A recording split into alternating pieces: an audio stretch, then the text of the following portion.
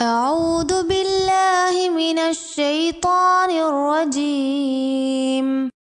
والله جعل لكم من بيوتكم سكنا وجعل لكم من جلود الأنعام بيوتا تستخفونها يوم ضعنكم ويوم إقامتكم ومن أصوافها وأوبارها وأشعارها أثاثا ومتاعا إلى حين.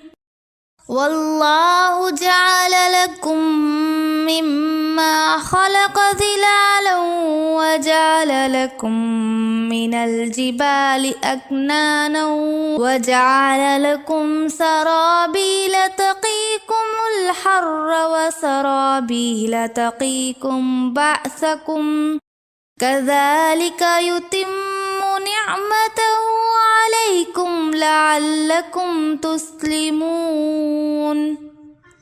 فإن تولوا فإنما عليك البلاغ المبين.